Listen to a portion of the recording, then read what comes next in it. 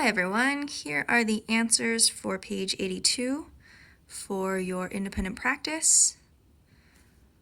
So you can take a look and see where the points are on the coordinate plane and the different ways that you could show that they are right angles, either making the triangles, you could talk about rotating the angle, or the patterns in the coordinates. You can see that the difference between the x and y coordinates is 4 and 1, and then with the new coordinate it's flipped to 1 and 4. So we know that it coordinates and makes perpendicular lines. We did not have to do page 83. We're on to lesson 17, which is on page 84. It's going to be a little bit more challenging to do because we don't have protractors. I know I don't even have one at home.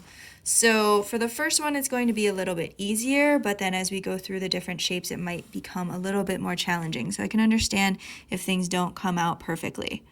So I'm going to have my ruler here, and A and D are along that line of symmetry. So that's where the fold would be if we were going to fold this figure in half. Now what they want us to do is they want us to make a figure that is symmetric along this line. So that means if I were to fold this over, what would the shape look like on this side to make it symmetric? So I'm going to look at point B, and it's just under 1 inch away from the line. So I'm going to use my ruler, which is hard to do one-handed, to stay along that horizontal line so that it's the same, and then make my mark just under 1 inch. So that will be one of my points. And then along C, again, it's like the same distance about. So when I line it up, sorry for the intense close up there, to make my other point. Okay, and then you would use your straight edge to make your lines connect so that you get a figure that is, for the most part, symmetrical. If I were to fold this over, those would line up together. Okay? This next one is a little challenging because notice how our line of symmetry is at an angle, and that means that this is going to kind of angle out a little differently. It's not going to be an exact up and down to make it, to make it symmetrical. But you will still use your ruler to see how far it is from your line of symmetry. Just about 1 1/3.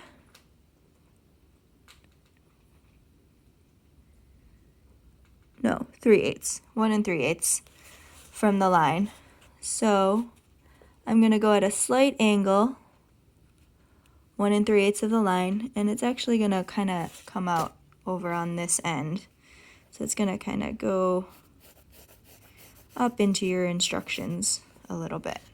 Okay?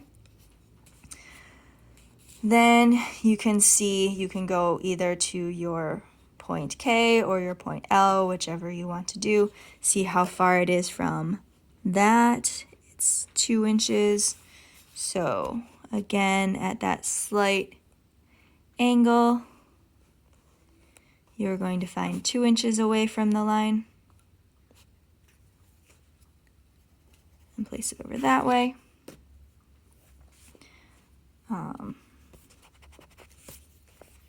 Just a little that way. So then you connect the lines, and then you're going to go to L, which is just about halfway from your line.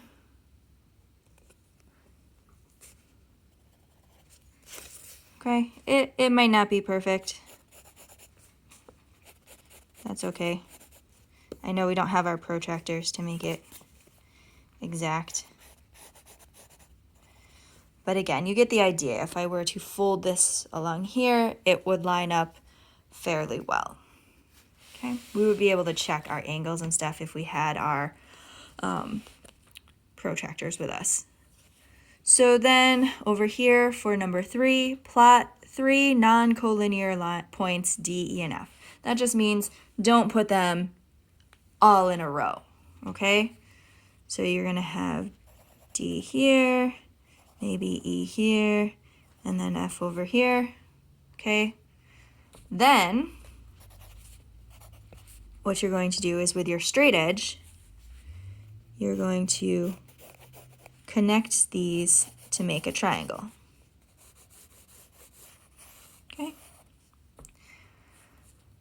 So we drew the points, we connected the lines, and we made this triangle.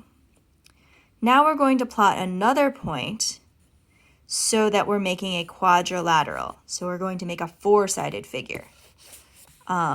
So that is symmetric along this line. So D to F now becomes our line of symmetry. So G is going to have to be the exact distance from this line as E is, just going the opposite way. So E is about 3/4 of the way of an inch away. On mine, yours might look a little different, and that's okay. All right, so it'd be there. And then when I connect these, I made a quadrilateral, a 4-sided figure. And if I were to fold along here, my G and my E would line up fairly well along that line of symmetry. And then for our last one, we see another quadrilateral. We see that Stu is saying that HIJK is symmetrical along this line because the distances are the same. However, even without looking with a protractor, we can see that this acute angle is bigger than this acute angle. And we can see that this acute angle is bigger than this acute angle. So those angles don't match up, so that when we fold this, this dot is actually going to end up over here. So I will not line up with K because those angles don't match. So even though the lines are the same length,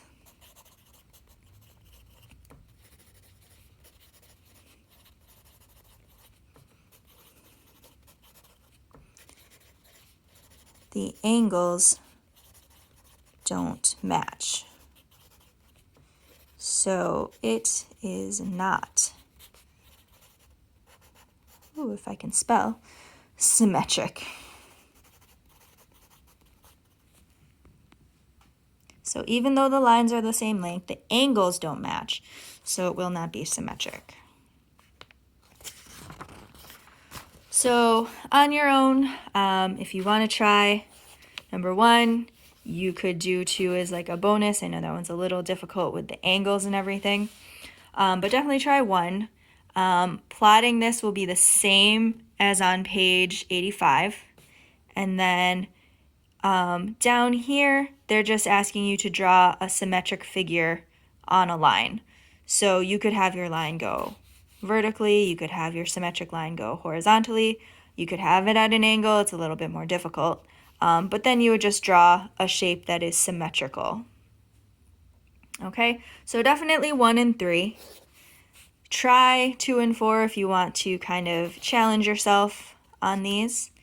But overall, that is lesson 17. If you have any questions, let me know. Thanks so much.